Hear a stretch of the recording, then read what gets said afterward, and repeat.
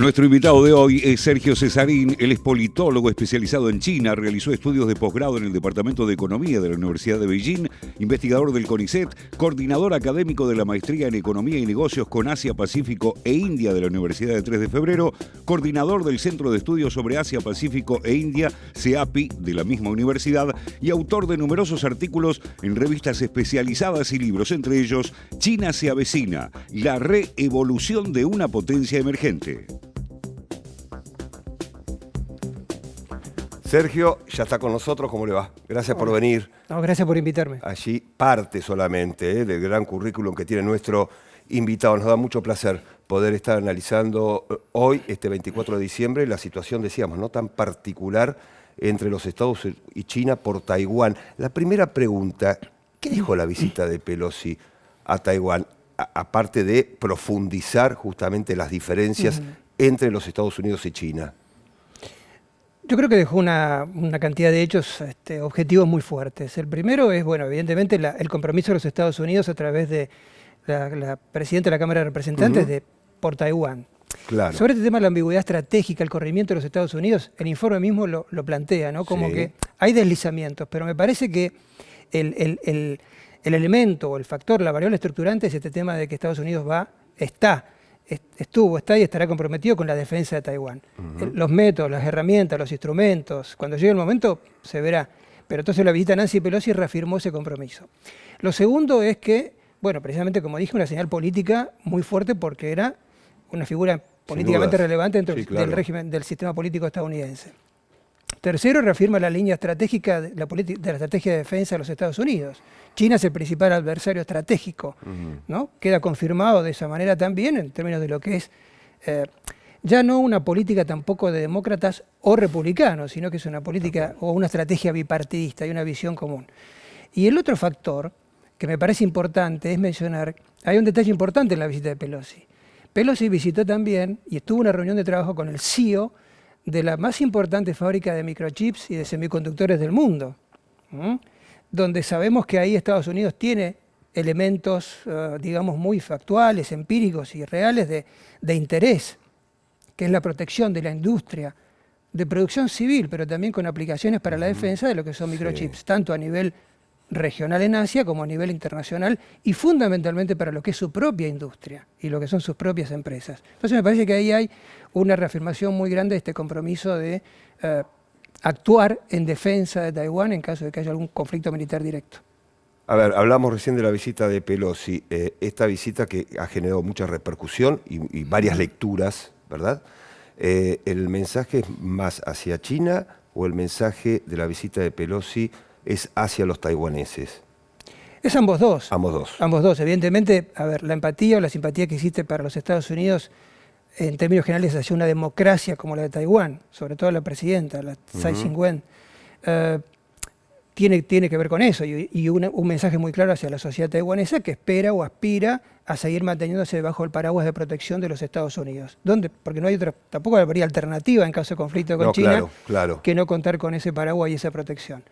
Ha sido un mensaje, como lo dijo también el analista durante el informe, enviado desde Japón, en términos de lo que evidentemente Estados Unidos ha reforzado durante los últimos años, que son las alianzas y coaliciones con socios estratégicos en la región, Corea del Sur, Japón, Australia, países del sudeste de Asia.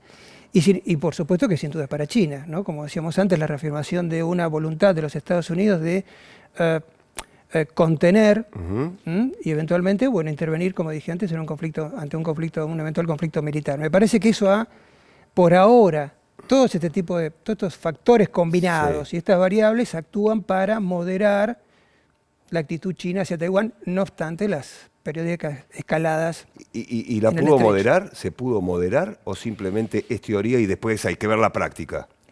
Yo creo que sí, yo creo que en este caso, a ver, me parece que la apreciación general que podría mencionar es esta. Me parece que para China todavía, evidentemente, son mayores los costos que los beneficios ante una eventual situación o conflicto directo.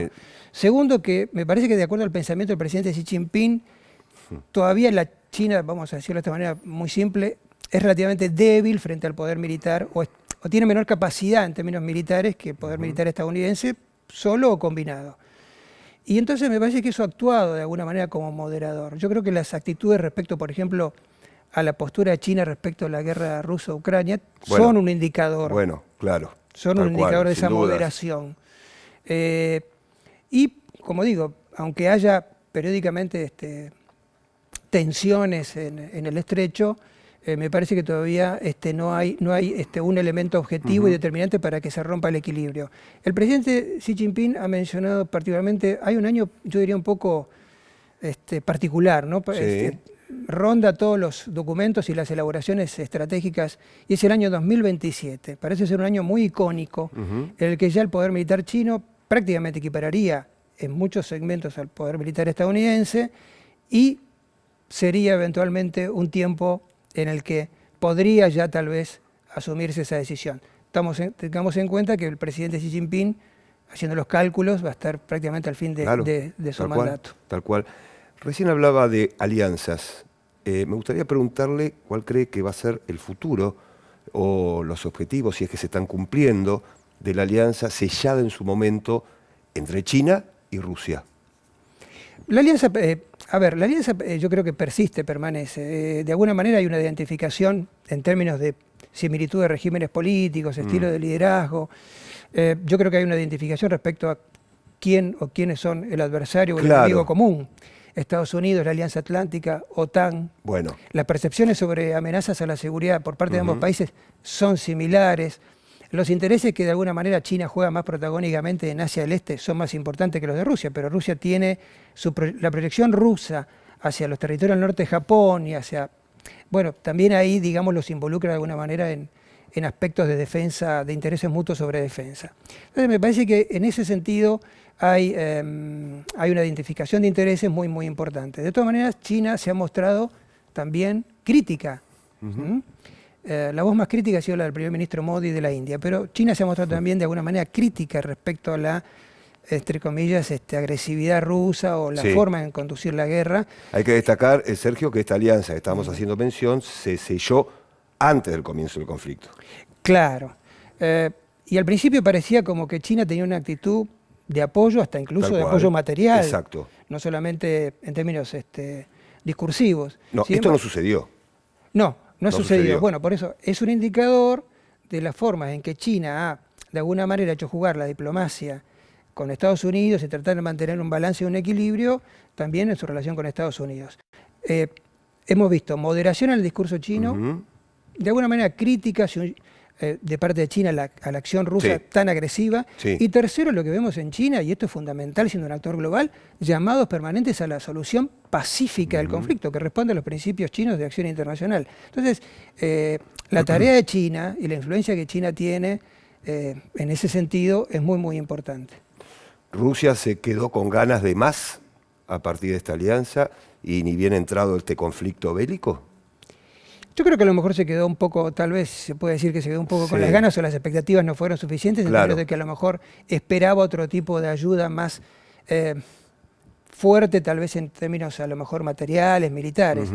Pero también tenemos que recordar que China en este momento está siendo el principal comprador de petróleo ruso. Sí, Todo el claro. embargo de petróleo ruso, todas las compras de las ventas o las exportaciones de petróleo ruso interdictas o bajo sanciones que no pueden ser canalizadas y que de pronto son la principal fuente de financiamiento para sostener incluso esfuerzos de guerra, están siendo solventadas por China. Entonces, ahí hay una mixtura, como digo, donde desde el punto de vista, si querés, del poder duro, hay tal vez cierta remisión, cierta contención por parte de China, cierta moderación, pero desde el punto de vista económico una reafirmación de que esa alianza continúa en términos de esa identificación general que yo te presentaba. Desde el punto de vista económico hay otra guerra también, la guerra comercial, ¿no? Entre Estados Unidos y China. ¿Qué posibilidades cree usted, Sergio, de que el presidente Biden pueda justamente firmar la posibilidad de modificar los aranceles para los productos chinos?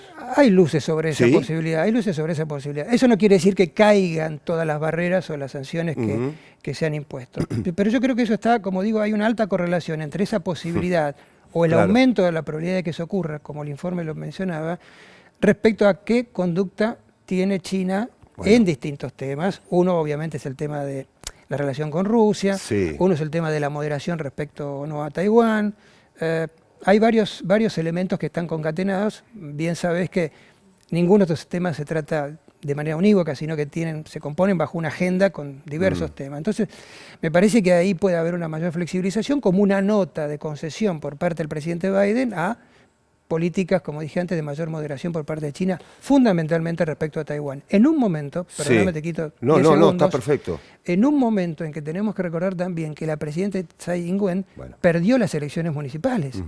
Es decir, es un momento de debilidad política de la presidenta en la que, evidentemente no significa esto que se presagio respecto a que el Kuomintang retomará el poder presidencial en Taiwán.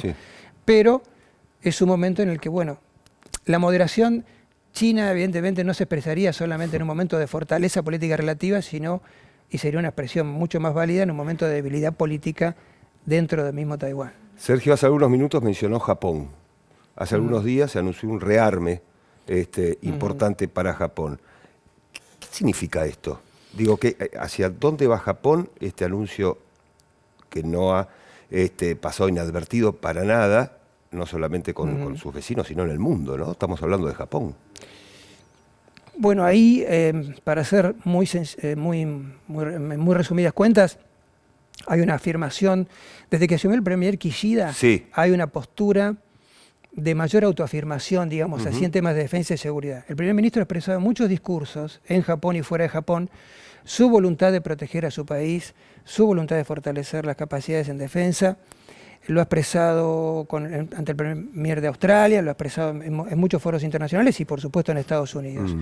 Y la idea o la presunción es, y vuelvo a lo que dije antes, hacia el año 2027, fíjate la coincidencia, doblar ese 1% histórico de asignación presupuestaria del Japón al 2% del PBI de Japón, lo cual prácticamente llevaría el gasto en defensa a aproximadamente poco más de 300.000 millones de dólares. Es una nota histórica, es un cambio histórico para Japón.